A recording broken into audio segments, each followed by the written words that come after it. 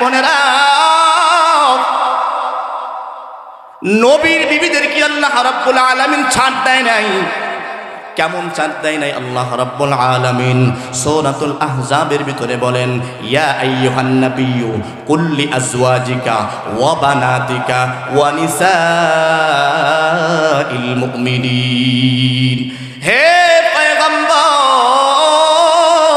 আপনার ঘরের ভিতরে আপনার বিবিদেরকে বলেন তারা যেন পর্দা মেনটেন করে এরপরে বাহিরে বের হয়। শুধু তাই নয়, সূরা আহজাবের ৩২ নম্বর আয়াতে আল্লাহ রাব্বুল আলামিন বলেন, খুব গুরুত্বপূর্ণ কথা এটা, ইয়া নিসা আন-নাবিয়্যি লাস্তুন্না কা আহাদিম মিনান নিসাই ইনিত্তাকাইতুন্না ফালা তাখদা'না বিল কওল।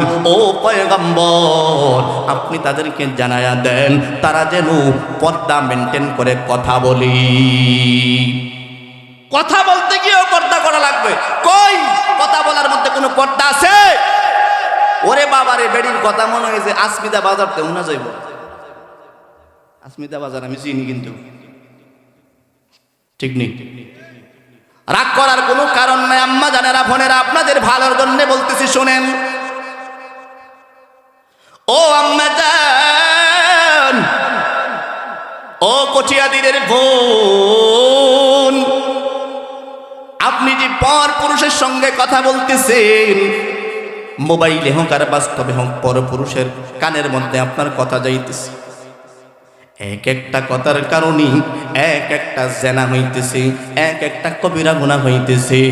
একটা কবিরা গুনার কারণে কমপক্ষে ৭,০০০ বছর জাহান্নাম আপনার আমার উপরে ওয়াজিব হয়ে যায়। পড়েন নাউজুবিল্লাহ, পড়েন। একটা কবিরা গুনাহ করলে কত হাজার বছর? এই ৭,০০০ বছর জাহান্নাম। কেমন জাহান্নাম এটা বলতে গেলে লম্বা সময় লাগবে, আমি আর এদিকে যাব না।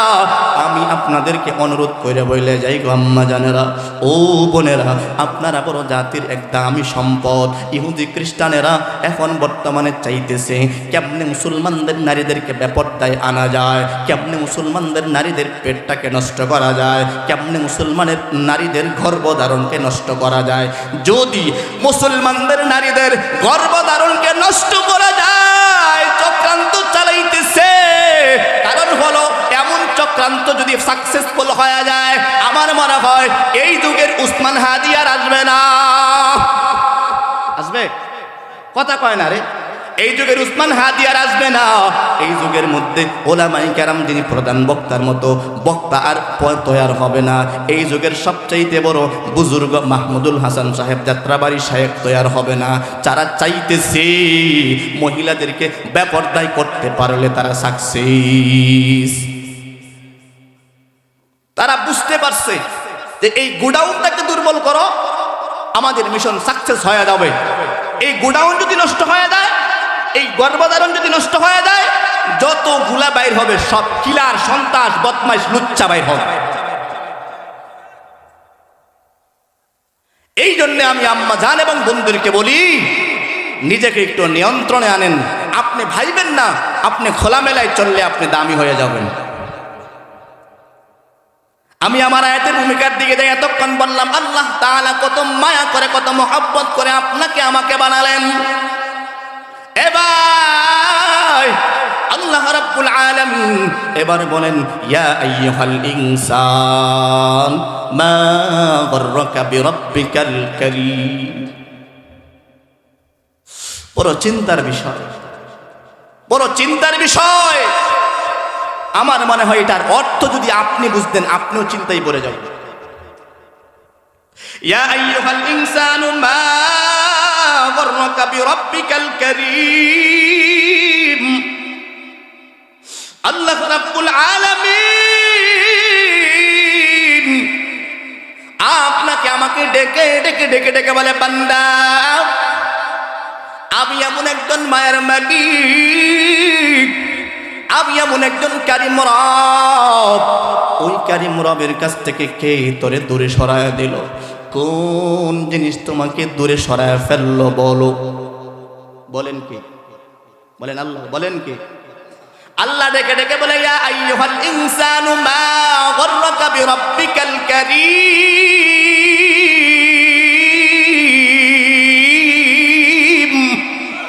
আল্লাহ বলে বান্দা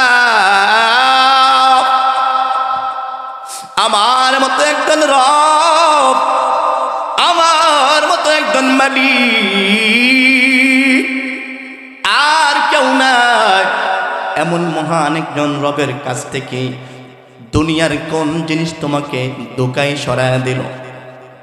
কি জিনিসের কোন জিনিসে দোকায় পড়লা? কার দোকায় পড়লা? টাকার পিছে পড়লা নাকি? সম্পদের পিছে পড়লা নাকি? নারীর পিছে পড়লা নাকি? গাড়ির পিছে পড়লা নাকি বলো? নাকি মা বাবার দোকায় পড়লা?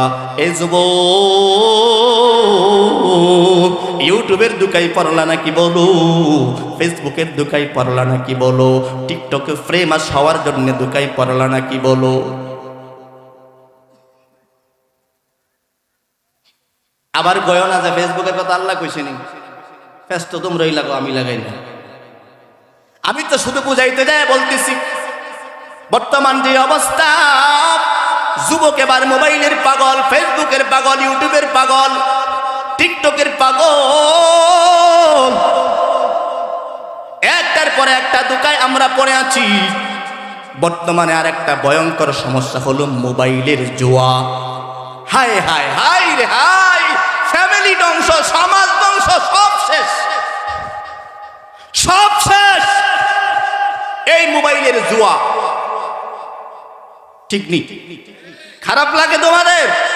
মুরব্বীরা কই হুজুরিতে কি শুরু করছে? হ্যাঁ, কত্তান ফাতেমা রহিমার কিচ্ছে কইলে শেষ। যুবক ভাই, ও পর্দার অন্তরাল আম্মা জান, মোবাইলের দোকায় পড়ছো। এই মোবাইল যদি 3 দিন অসুস্থ থাকো, দেখবা মোবাইল কই থাকবে, কই যাই পাইবা না। টাকার পিছে পইরা গেছো, আল্লাহ না করুক, আল্লাহ না করুক, এমন একটা অসুস্থতার মধ্যে পড়া গেলা, এমন একটা অসুস্থতার মধ্যে তুমি পড়লা, এমন একটা সমস্যা তোমার হয়ে গেল। হঠাৎ করে দেখবা ছোট্ট একটা গোটা হয়েছে, ছোট্ট একটা গোটা হওয়ার পরে দেখবা রাত্রি ফোয়াইছে, আবার আরেকটা হয়েছে, একদিন যাইতে না যাইতে আবার আরেকটা হয়েছে। 3 দিন পার হওয়ার পর আস্তে আস্তে শরীরের মধ্যে গোটাগাটি বড় গেল। 1 সপ্তাহ হয়ে গেল। 1 সপ্তাহ পর হঠাৎ করে তাকায় দেখবা এগুলি পাকা শুরু করছে, পুজ রক্ত বের হওয়া শুরু হয়েছে। ডাক্তারের কাছে পরামর্শের জন্য গেলা, ডাক্তার ঔষধ দেয়, কিন্তু আল্লাহর কুদরত বোঝা যায় না, আরো বেড়ে কমে না, বাড়তেই থাকে, বাড়তেই থাকে। হয়নি এরকম? বাড়তেছে, কমতে চায় না। 1 সপ্তাহ পার হয়ে গেল, 15 দিন পার হয়ে গেল। আস্তে আস্তে দেখবা, আল্লাহ না করুক, আমি আবার বলতেছি, ওই গোটাগাটি পেকে পেকে পছন্দ হচ্ছে। মাস যখন হয়ে গেছে রে ভাই, শরীর থেকে আস্তে আস্তে একটু দুর্গন্ধ বের হওয়া শুরু হয়েছে। এবার তোমার দুর্গন্ধ বের হওয়ার পর ফেসবুক ফলোয়ার ছিল 5,000, ইউটিউব ফলোয়ার ছিল 10,000, টিকটকের ফ্রেমার ছিল 1 লাখ। প্রথম দিন স্ট্যাটাস দিলাম, আমার অবস্থা ভালো নয়। বেশি অন্তরঙ্গ যারা হইছে তারা তোমাকে আপেল কমলা নিয়ে দেখতে আসছে। দেখতে দেখতে যখন মাস পার হয়ে গেল, এবার বন্ধু বান্ধব আর কেউ কাছেও আসতে চায় না, খবর নেই একজন আরেকজনের কাছ থেকে। দুষ্ট কি খবর মুখের? বলে কৌমের গোবর অবস্থা ভালো না, তার কাছে যাওয়া যায় না, তার কাছে যদি আমরা যাই এখন আমাদের ছোঁয়াছুঁই রোগ হইতে পারে। ঠিক নেই?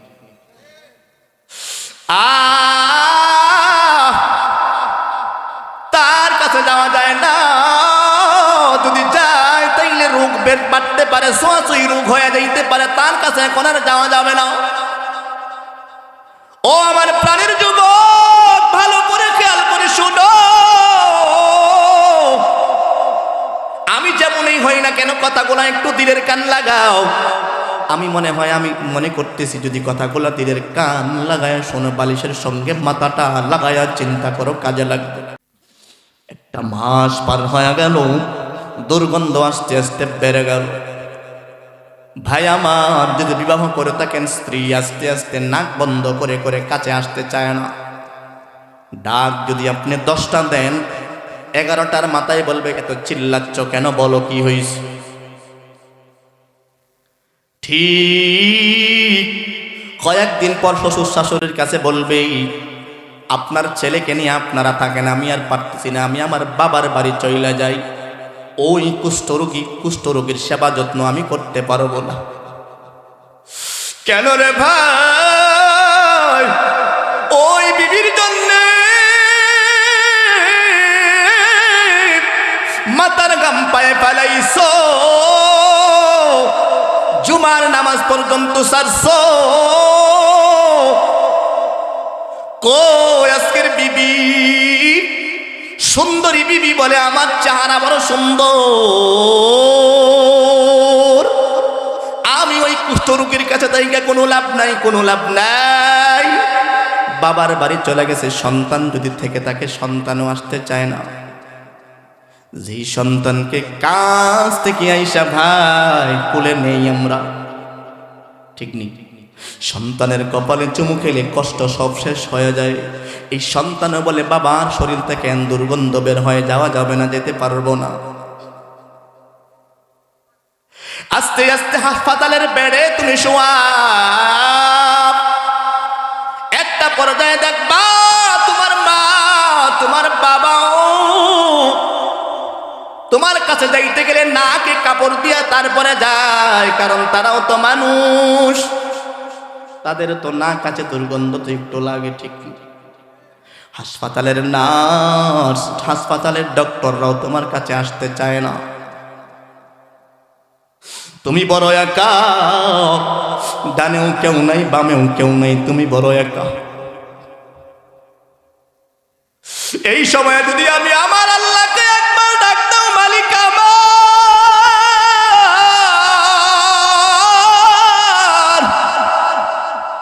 আমি তো এক সময় ফেসবুকের সেলিব্রিটি ছিলাম, ইউটিউবের সেলিব্রিটি ছিলাম, টিকটকের ভিতরে ফ্রি মাস ছিলাম, আজ আমার পাশে কেউ নাই। এত আদরের স্ত্রী সন্তান তারা পর্যন্ত আমার কাছ থেকে দূরে সরে গেছে। আল্লাহ, হাসপাতালের ডাক্তার নার্স তারাও দূরে চলে গেছে। আজকে আমি বড় একা। ভালো করে খেয়াল করে নিয়ে যাবেন। এই মুহূর্তে আমার আল্লাহ ডাক দেয়, বান্দা তুমি একটা সময় বড় সেলিব্রিটি মানুষ ছিলে, বড় ফেমাস মানুষ ছিলে, বড় জনপ্রিয় মানুষ ছিলে, আজকে তোমার পাশে কেউ নাই। কিন্তু বান্দা কোনো টেনশন করবি না, কোনো সমস্যা নাই, আমি আল্লাহ তোর পাশে আছি। আমি আল্লাহ তোর পাশে আছি। তুই আমি আল্লাহকে মহাব্বত নিয়ে, অন্তরে মহাব্বত লাগাইয়া একটা বার আমি আল্লাহকে ডাক দাও। আমি আল্লাহকে ডাক দিতে দেরি, আমি আল্লাহ তোর ডাকে সাড়া দিতে দেরি করি না।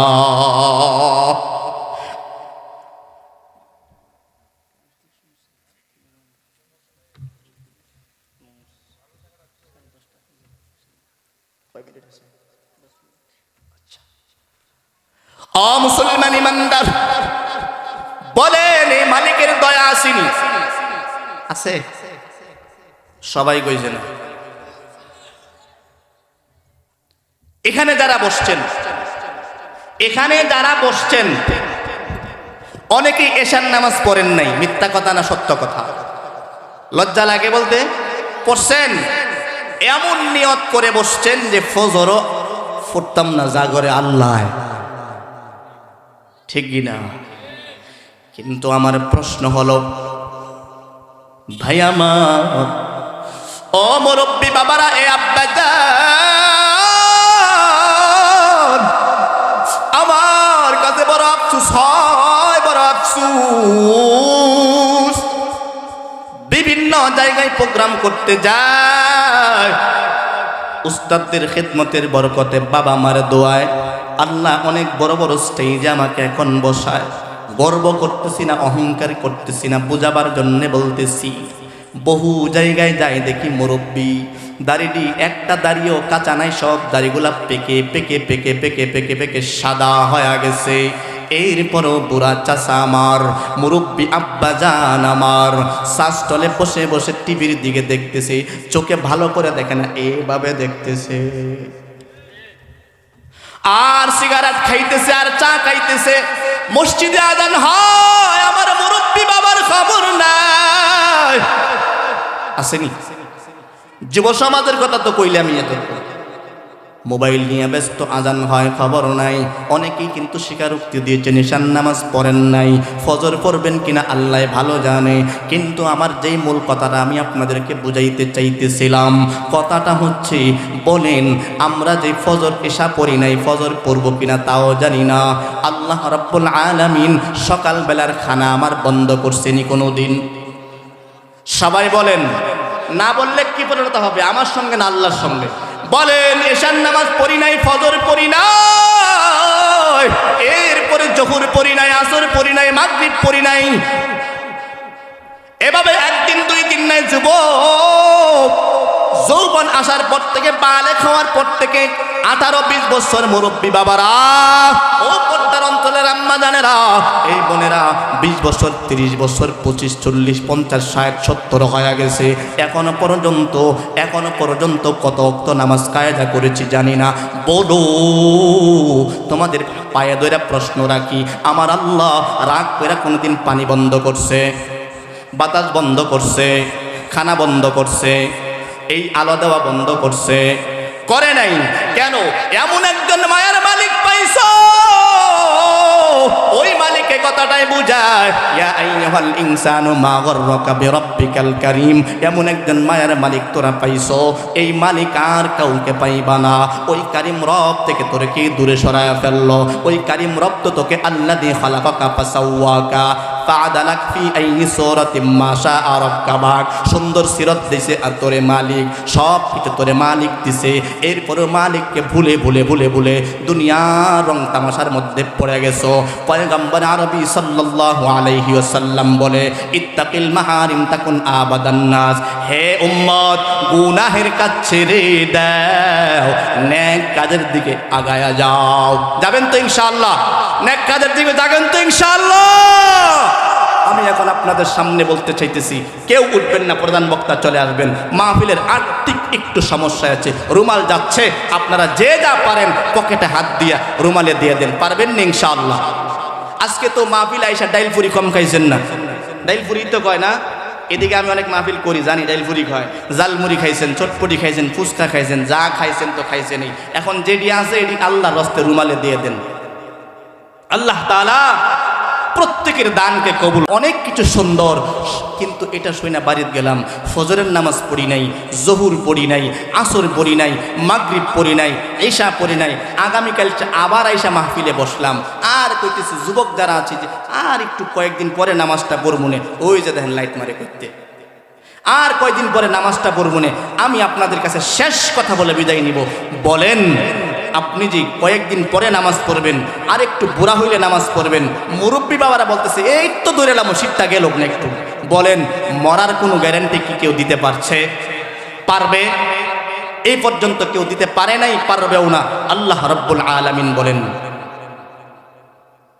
ওয়ালিকুল্লি উম্মাতিন আজাল ইযা জাআ আজালুহুম লা يستأخرون لا يستأخرون ساعة ولا يستقدمون